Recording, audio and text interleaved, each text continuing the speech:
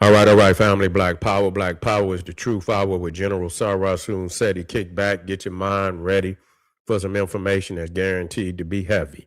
We got another powerful fire presentation this evening. Mentuhotep II, the black African pharaoh of ancient Kemet, who founded Egypt's second golden age. He's one of the Semitawi, the reuniter of the land, the reuniter of the land. And so this is one of the most powerful pharaohs that ever ruled in ancient Egypt. We got a powerful presentation on this divine brother. Before we get started, I want to make sure you get over to my Patreon, General Seti, over 500 exclusive live streams. The link is right there at the top of the chat. KingSeti.com, online marketplace, official General Seti DVDs, t-shirts, hoodies, African and Kemetic jewelry. We got a lot of fire for you over there. Get over there, get you something nice, get you something fly. Become a member of my YouTube page, General Seti, Sarasun Seti. You can click that link right there on the home page or in the chat. Become a member, get access to exclusive videos and material, and get a video a thumbs up, family. Get a video a thumbs up, like it because you love it. Share it with your family and friends. Comment. Just don't say nothing stupid because I will ban you. Better yet, Ray gonna ban you. You see, I'm gonna be over here teaching. Okay, so here we go. We talking about Mentuhotep. Who is this brother Mentuhotep? Okay, now, if you know, let me see if I can get that picture up there. Now, what's crazy is, let me see. Let me blow this one up. See if I can get it to blow up. If not, that's okay. If you can see, okay. Well, it ain't going, I don't think it's going to blow all the way up. Let me see.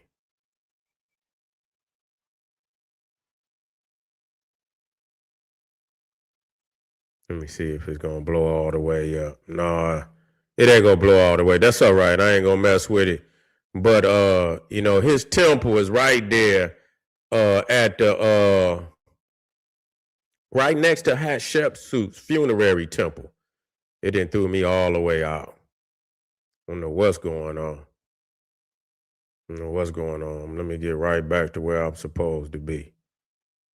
They didn't threw me out.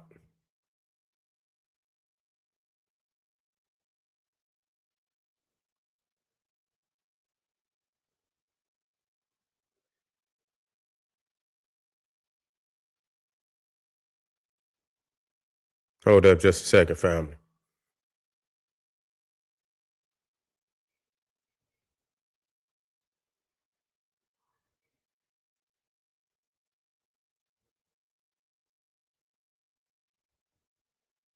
Okay, I think it's realigning itself. I'll be in here tussling with. Now, Mentuhotep again is one of the great pharaohs. Let me come out of here till I can get it where it need to be. Okay, let me get back on in here.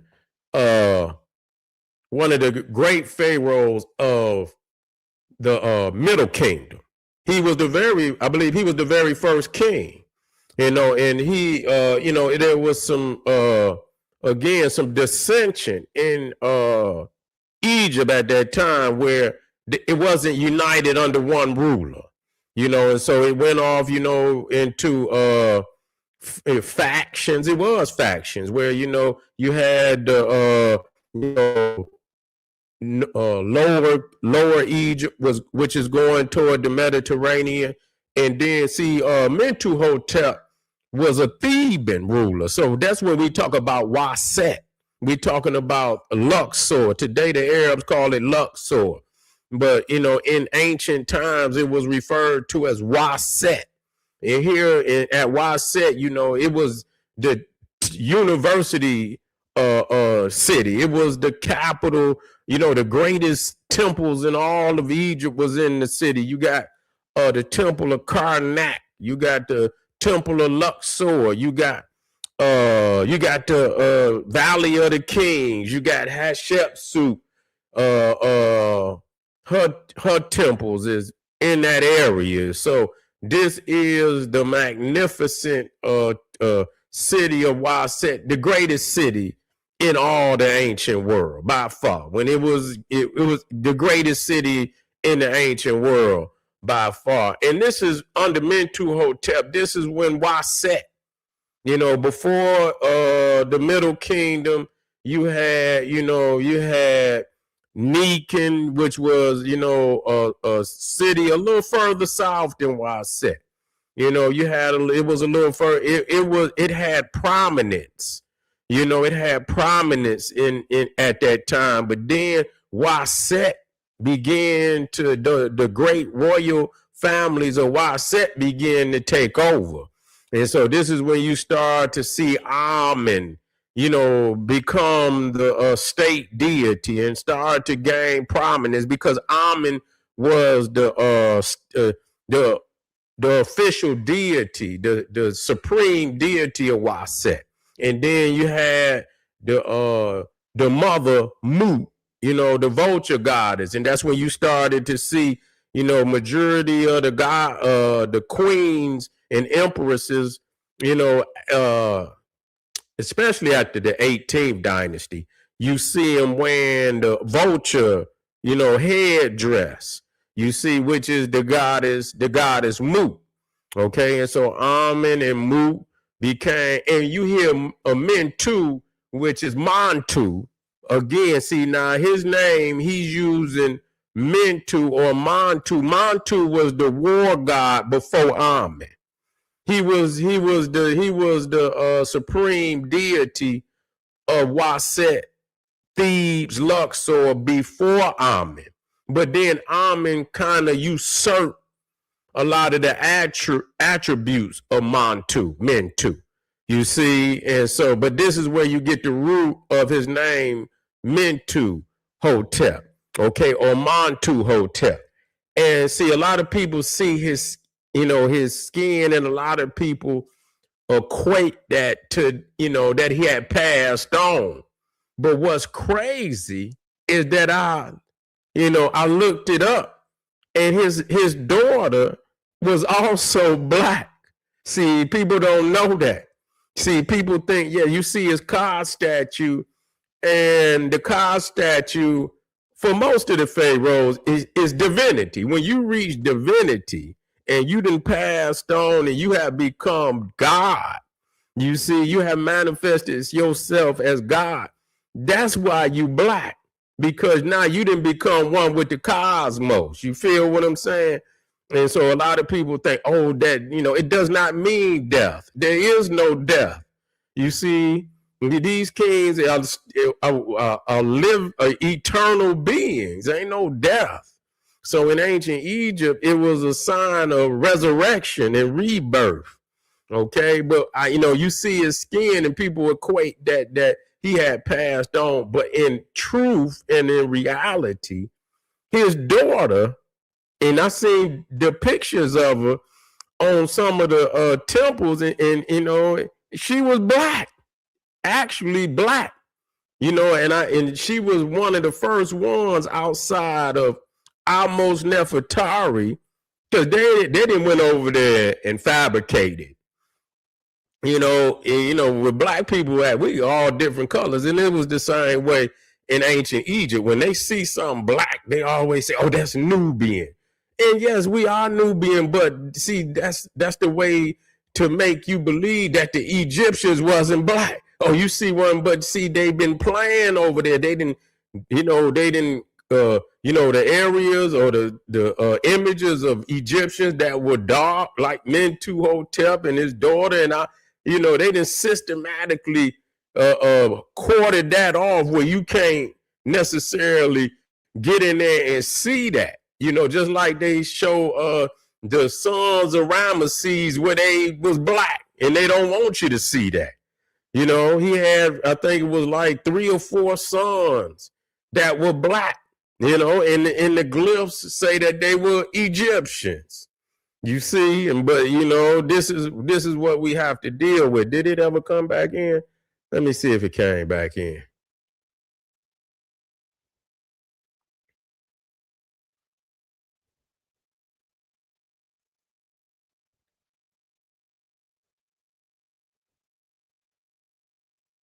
Let me see if it came back in. But just going off the top of my head, because Mentuhotep II, he came from the bloodline of the Intefs. Now that was a name that was given to me, Seti Intef. And the Intefs were a Theban bloodline. They were fighting before Mentuhotep. Mentuhotep is of the bloodline of the Intefs, and that was a royal family in Waset, in Thebes, in Luxor, that were fighting to, reunite Egypt. They were not able to do it, but they laid, the path for Mentuhotep II to be able to do it. So you had Intef the first, you had Intef the second, and you had Intef the third.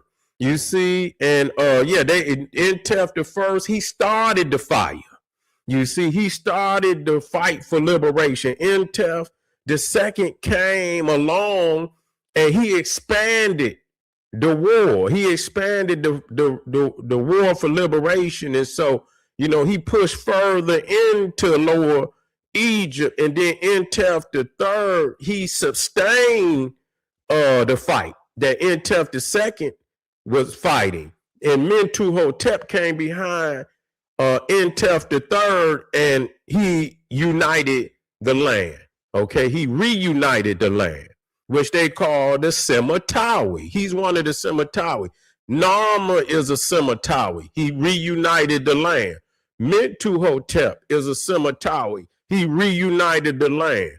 Ahmose the first is a Semitawi. He reunited the land. So each time it fell apart, then various regions was under a regional ruler or things like that. These three pharaohs, Narmer, Mentuhotep II, Ahmose the first, they came along, reunited Egypt, brought it into. So you got the first golden age, which we call the Old Kingdom.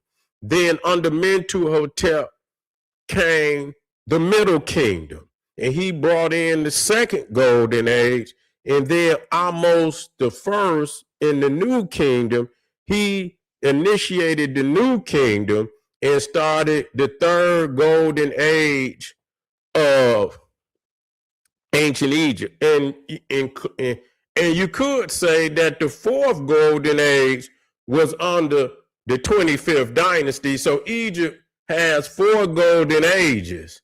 Under the Nubians came the last and the fourth golden age. You see. Now let me see if I'm back in the house. I think I'm back in the house now. Yep, I'm back in the house. Let me get back up here to Mentuhotep.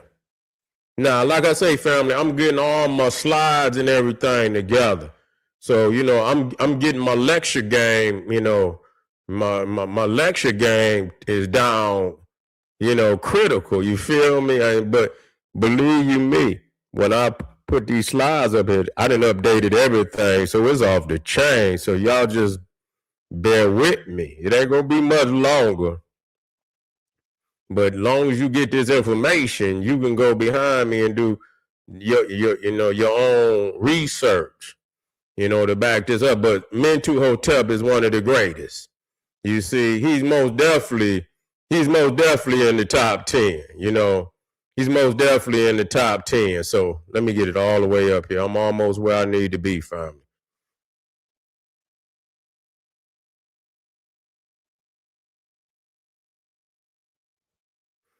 And again, his temple was at right next to Hatshepsut's mortuary temple.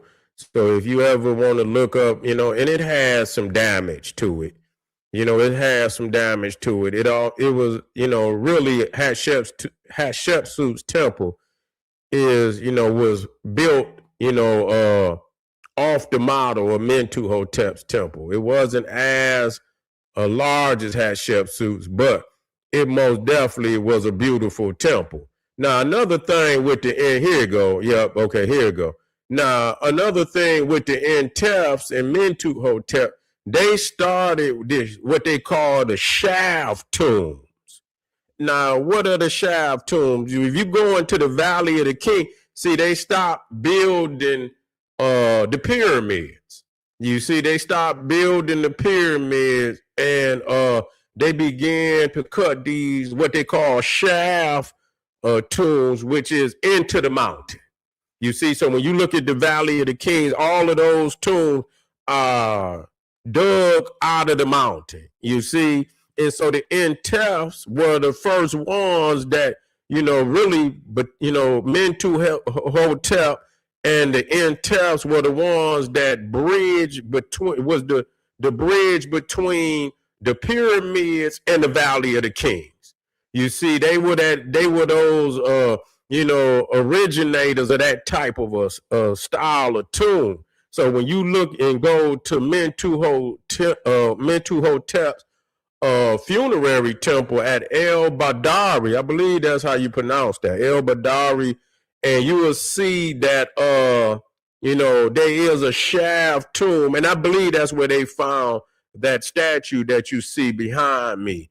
I don't know if they ever found his mummy. I don't know if they ever found his mummy. A lot of times in that period, once you have grave robbers, and there was grave robbers in the ancient world too. That's why they were putting all type of traps and inside of the tombs to keep people from going in there trying to get the valuables out of there. And so if they had broken into the tomb and the mummy was still there, they would take the mummy and put it in another tomb somewhere. And so I don't know if his body was removed from that tomb and placed in another tomb. This could have been done in the ancient times. And so, but I don't believe that they found his mummy in that particular, but they did find artifacts, and that black statue was one of them that they found in that tomb. Okay, let's see. So, okay, I'm going to just go ahead. And so Mentuhotep, and he ruled between 2061, 2010 BCE, was the king who ended the first intermediate period and reunified Egypt, ushering in the Middle Kingdom, one of Egypt's greatest eras.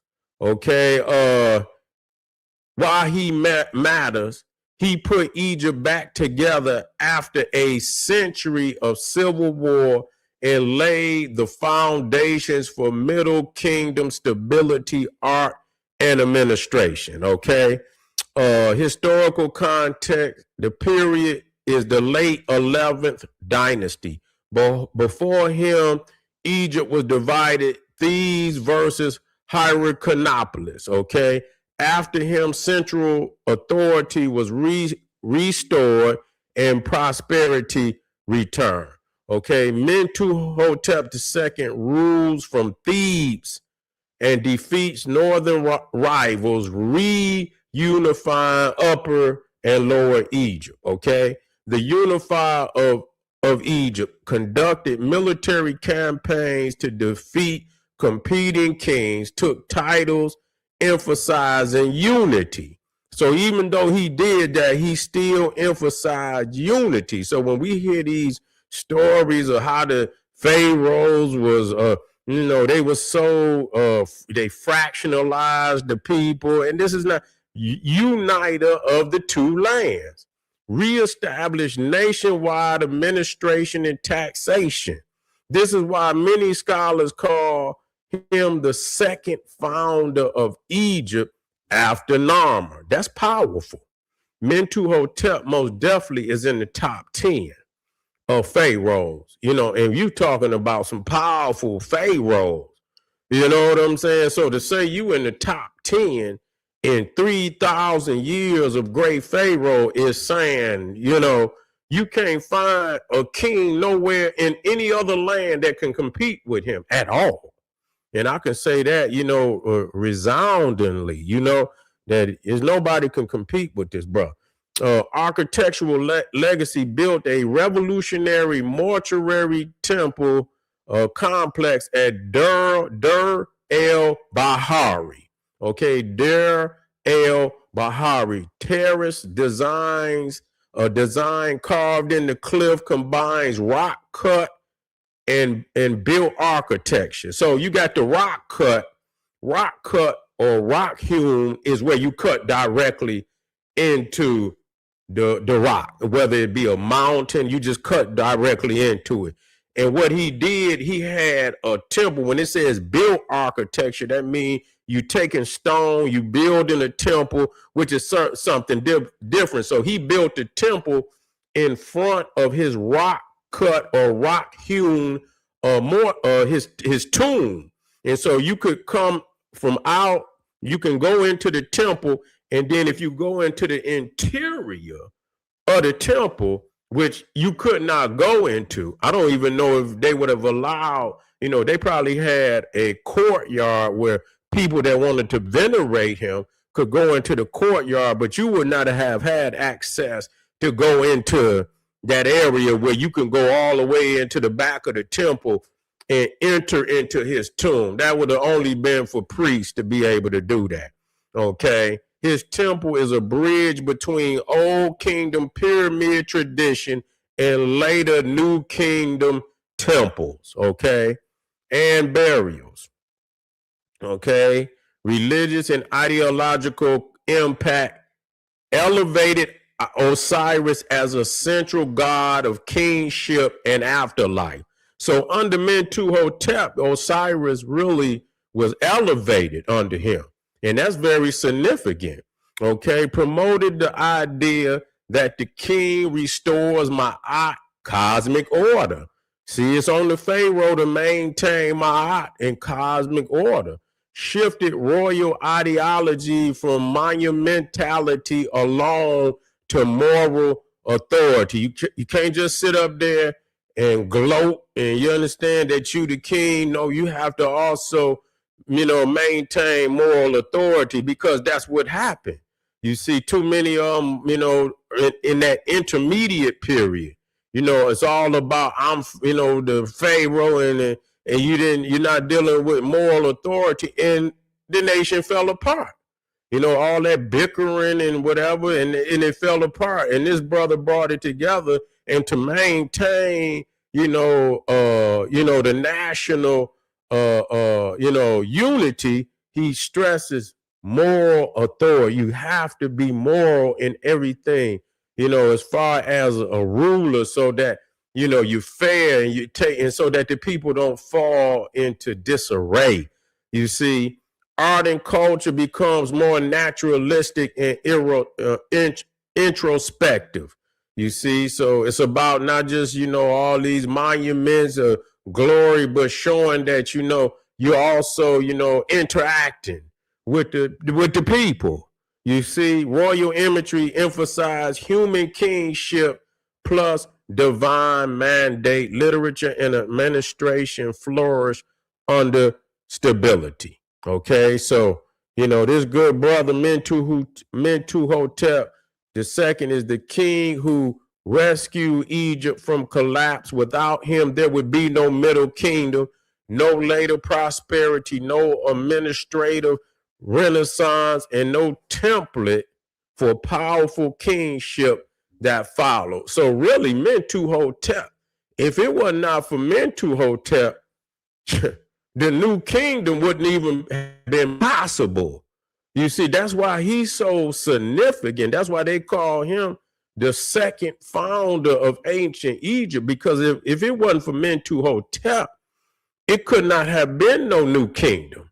You see, if he hadn't come and gave them the blueprint, and it's still, and the next time it fell apart, it was because it was conquerors that came from the outside. You see, and so that was the second time. So, but they looked at his blueprint, and they say, this is how we're going to have to get it together. But this time we're going to have to crack more heads because these is from the outside. And so they didn't came in on our soil, and so we're going to have to crush them. But once they got it together, this brother was the blueprint on how a king, a Pharaoh, should run the nation. So family, I want y'all to do some extra research on this brother, because he is most definitely one of the greatest kings of all time. You see, he's most definitely one of the greatest kings. He's in the top 10 pharaohs of all time. And I would literally put him in the top 5, because you can look at the Ramesses, and you can look at the Tutmosis, and you can look at the Hatshepsut. They would not have been possible without Mentuhotep. So the only kings that you could really put before Mentuhotep was those kings that came in the old kingdom, like Khufu, Zoser, Narmer. You see, those kings, those are the only kings that you could put before Mentuhotep. And even then, you can only put maybe 3 or 4 in front of him. He is most definitely a top 5 Pharaoh, great Pharaoh of all time. So give it up for the Grand Master Mentuhotep II of the bloodline of Entef Waset. Y'all know what it is. Do some research. I see y'all in a minute. Make sure you get over there to my Patreon support. Get over there, kingseti.com. Become a member of my YouTube page, and I'll be right back. Arm yourself with knowledge. Bang on the wicked beast daily. Liberation through African education and confrontation. Boom. Black power.